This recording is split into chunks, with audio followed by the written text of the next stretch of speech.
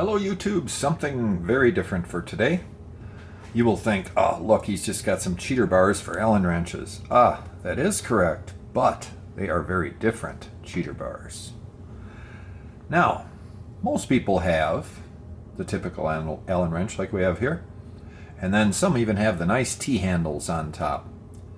And although they take some more room up in your toolbox or on their little stand or what have you, they are mighty handy to have. Do I have them? No. Do I wish I had them? Yes. So, I built my own. If you take a tube and you cut a slot in it, you can now put an Allen wrench in there. How about that? Now you can get any torque you want on that Allen wrench. What if you need a little more torque? Well, now you put it into that end, and you can get plenty of torque on that. The best part is, they stay where you put them. This is supposed to have a piece of heat shrink tubing over it, so it looks like this. But I took it off so you guys could see how it's done. This has a slot cut in it, so that the O-rings almost come halfway down through the tube. I put two of them on there for a reason.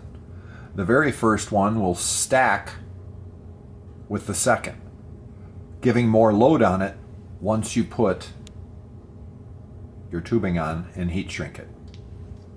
Now they can't go anywhere, they're protected, they won't fall off, and they add extra load to whatever you're going to put inside. And the more load you have, I mean, you can throw this down, and I mean throw it down, and it stays right where you put it. That's what you want when you're working on something. But what if you have bigger ones or smaller ones? Well, the smaller ones can go into your slot, and you can just slide your O-ring over, and it's exactly the same thing. It cannot come out. It will stay right there. But the large Allen wrenches, let's say you're going 1/4 inch or something like that, you need something hefty. So on this one, what I did is I doubled up.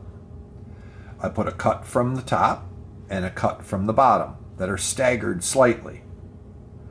Both go in almost halfway, the cuts. And you'll see through the tube that you now have a horizontal top and bottom, if you will, or a left and right, depending upon the orientation of the camera right now. But now you have 4 O-rings in there that are doing the same thing as this. They're double stacked. Only, again, a cut on this side and a cut on this side. So that now any size can go into this one. Because it's double-sided, you have much better load that's happening on a myriad of wrenches. But the really neat part about this one is it really isn't any bigger than your Allen wrench. So it'll easily stack or sit in a toolbox very nicely, and you'll always have it with because it doesn't fall away. Same thing with this system here. Guys, this is a great addition to a toolbox. Maybe even for something up north or in the camper or what have you, for when you need what you wish you had. You guys let me know what you think. It's a cool tool. Take care.